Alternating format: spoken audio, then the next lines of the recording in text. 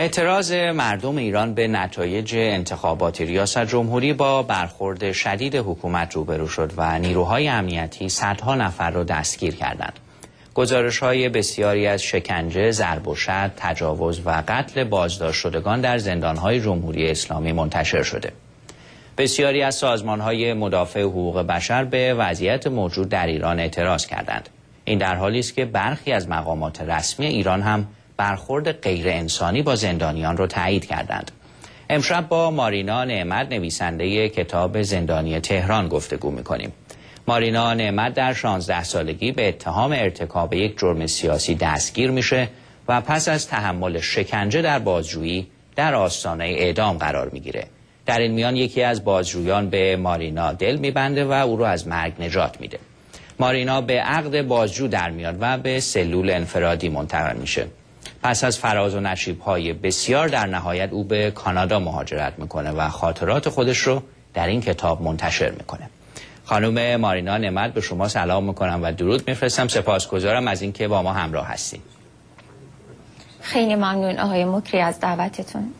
خانم نعمت، محبت میکنید در ابتدا توضیح بدید که چرا شما دستگیر شدید؟ آیا واقعا فعالیت‌های سیاسی میکردید؟ شما یک فعال سیاسی بودید در اوایل انقلاب؟ در اون زمان من موقعی که دستگیر شدم 15 سالم بود و من نمیدونم یه بچه 15-16 ساله تا چه حد واقعا میتونه فعال سیاسی محسوب بشه. من حداکثر کار سیاسی که کرده بودم این بودش که توی مدرسه به معلممون که در واقع عضو سپاه پاسداران انقلاب اسلامی بود اعتراض کرده بودم که به جای صحبت کردن راجع به خمینی درس مربوطه رو که جبر و مثلثات بود درس بده.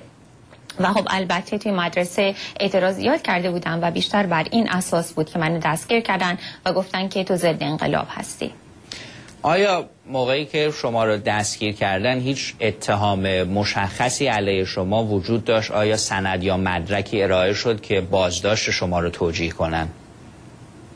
آقای مکری، همون جوری که اون موقع سند و مدرک لازم نبود امروز هم سند و مدرک لازم نیست.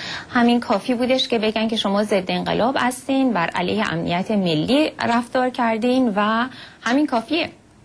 تمام بچه‌هایی که من اولی که اون موقع در زندان اوین 90% بچه‌ها سنشون زیر 18 سال بود، یعنی ما هممون بچه بودیم در واقع و هیچ نوع اتهام مشخصی بر علیه ما وجود نداشت. بر علیه همه ما گفته بودن که شما فعالیت ضد انقلابی داشتین. یه دی رو توی مدرسه دستگیر کردن، یه دی رو توی تظاهرات شلوغی‌های خیابون دستگیر کرده بودن، یه دی هم توی خونه دستگیر کرده بودن.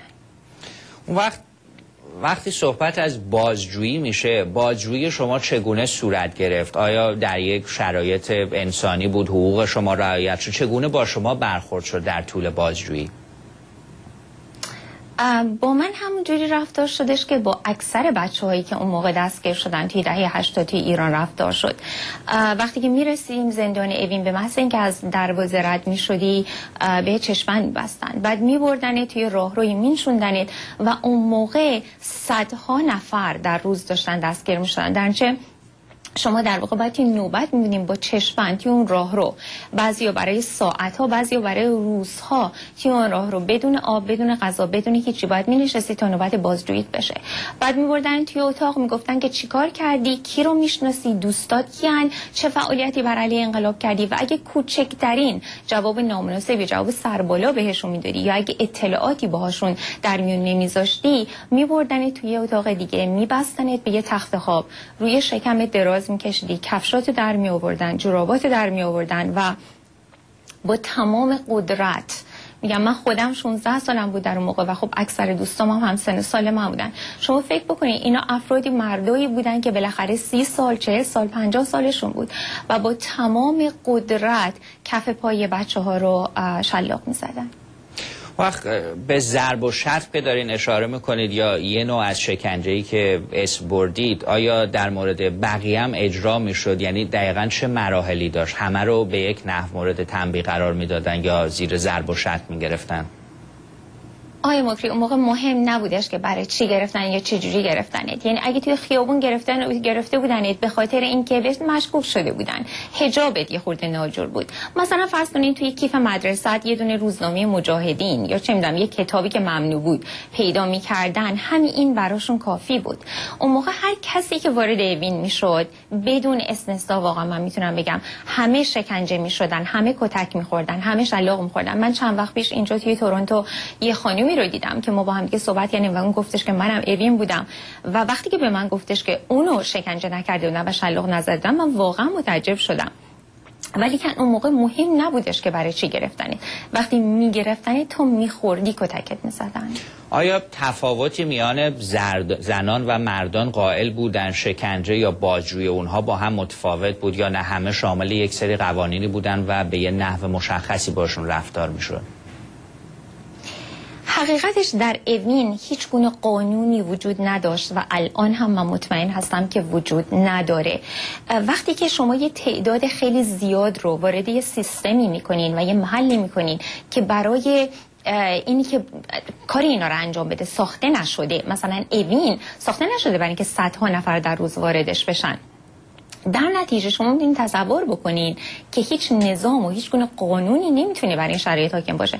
شما کاملا وضعیتتون بستگی به این داشت و الان هم مطمئنم همینطوره، بستگی به این داره که شما اون آدمی که گیرش اون بازجویی که گیرش میافتین چه جور آدمی باشه. آیا آدم خیلی سختگیر و خیلی ظالمی باشه یا اینکه نه آدمی یه مقداری ملایم تری باشه. در اینجا کاملا همه چی بستگی داشت به اینکه گیر کدوم بازجو بیافتین. ولی میگم در نهایت شما کتک رو میخوردین، حالا بعضی وقتا بیشتر بعضی وقتا کمتر. حالا بین زن و مردم یا بهتر بگم بین پسرها و دخترها من واقعا نمیتونم بهتون بگم که چقدر فرق میکنه، برای اینکه من توی بند زنا بودم و من با مردایی که توی اوین بودم با پسرایی که توی اوین بودن هیچ گونه ارتباطی نداشتم و هرگز باهاشون صحبت نکردم. ولی بعدن که آزاد شدم و با یه عده اینجا توی کانادا صحبت کردم، به نظر میاد که کم و بیش رفتارشون با زنا و مرد یکی بود، به غیر از اینکه معمولا پسرها رو بیشتر با مشت و لگد هم میزدن ولی دخترها رو با شلاق. وقتی این کتک زدن یا ضرب و شتمی که شما دارین اشاره میکنین، همین رفتار غیر انسانی منجر به مرگ کسی شد؟ خود شما شاهد حادثه این چنینی بودید یا حداقل نقل قولی در این باره بود که کسانی زیر بازجویانشون کشته بشن و زیر ضرب و شتم و کتک جان بسپرن؟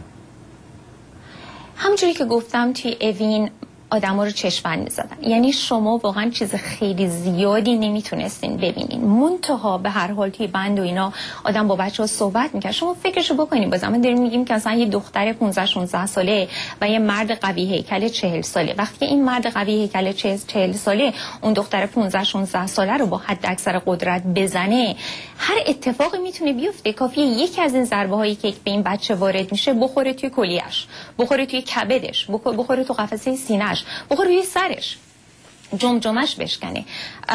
من خودم مستقیما چیزی ندیدم، برای اینکه بازجویی از من که بازجویی میکردم فقط من توی اتاق بودم و من بودم و بازجو و توی بندم که بچه‌ها رو برای بازجویی صدا می‌کردن. شما تنها چیزی که میدونسته این بودش که دوستتون رو برای بازجویی صدا کردن و دوستتون دیگه هرگز برنگشت. یعنی تنها چیزی که میدونستی این بود. ولی آیا این امکان وجود داره که کسی زیر شکنجه کشته بشه در زندان اوین؟ بله، این احتمال کاملا وجود داره. این روزها گزارش‌های بسیاری منتشر میشه از تجاوز به دختران و پسران و رفتار ناشایستی که ماموران و بازجویان با اونها انجام میدن. شما در این رابطه چه تجربه‌ای دارید؟ آیا مشاهداتی هستش که بشه بهش پرداخت؟ زندان اوین همیشه یک کشوری بوده برای خودش، یک کشوری بوده با قوانین و سیستم خودش و در واقع بیقانونی و بی سیستمی خودش. در نتیجه شما وقتی توی همچین سیستم بیقانونی هستین هر اتفاقی میتونه بیفته و این بازجوها قدرت کامل و تمام عیار روی زندانی ها دارن. در نتیجه شما میتونید تصورش رو بکنید. من خودم میگم، من از تجربه شخصی خودم میتونم صحبت بکنم. من خودم بازجوم به من گفتش که من باید باش ازدواج کنم. منتها شما وقتی یه دختر 16-17 ساله هستین، آخه یعنی چی وقتی یه بازجو به شما میگه که تو باید زن من بشی وگرنه پدر و مادرتو بازداشت میکنم؟ شما دیگه چه چاره‌ای براتون میمونه و آیا اسم این عمل واقعا ازدواج هستش؟ طبق مفهوم که باید داشته باشه یا این عمل رو اسمش رو تجاوز بذاریم مناسب تره؟ من فکر میکنم که این عمل رو اگه اسمش رو تجاوز بذاریم خیلی مناسب تره، به خاطر سیستم اسلامی که حاکم بود و الان حاکم هست. من فکر میکنم که این کلاه شرعی رو